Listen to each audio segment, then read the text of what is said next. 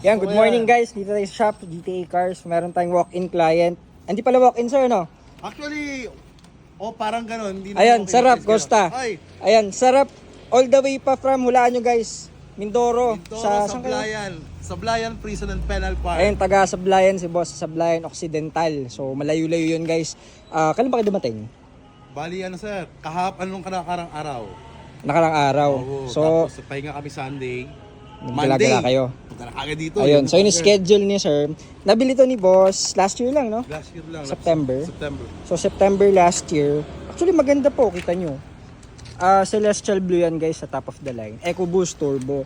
So ngayon dumayo si sir para magpa-maintenance. Oo, papapalit ako ng timing belt. So yung mga timing kasi tama naman yun, nasa 70 na kasi. Oo. 17 tinakbo. So hindi kasi alam ni sir yung history. Saka yun nga, third, no? Parang second, Oo, third parang owner. ano So lang nabili yan. ni sir sa marketplace before.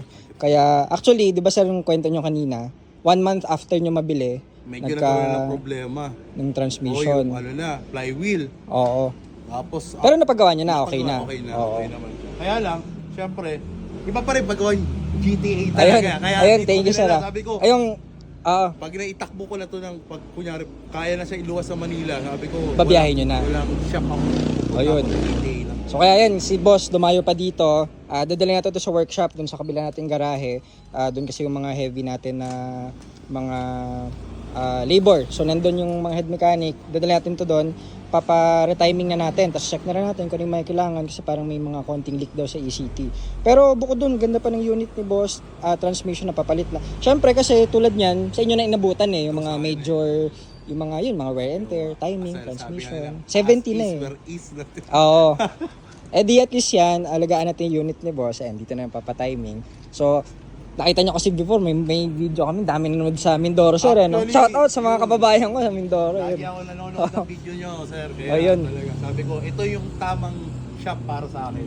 O yun, so, okay, i-prep na natin to. Parating na yung mga parts natin. Ay, may kambal tayo, Celestial Blue. Ito naman is for releasing natin, kaya, ayan, palit din yung mga radiator, mga cooling system, motor fan, lahat, pinapalitan yung mga kailangan.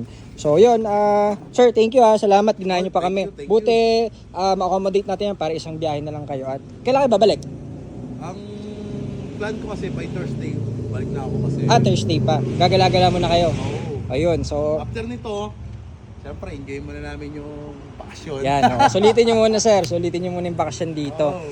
Yan, so syempre pagka na-maintenance na natin yan, so biyahe-biyahe na lang kahit saan gala-gala na sila boss. So yun, sir, thank you thank you sir, maraming salamat sa tiwala. So, Thank you anuhin na natin yung napakapoging yung EcoBoost. Thank you so much, GTA Cars, maraming salamat.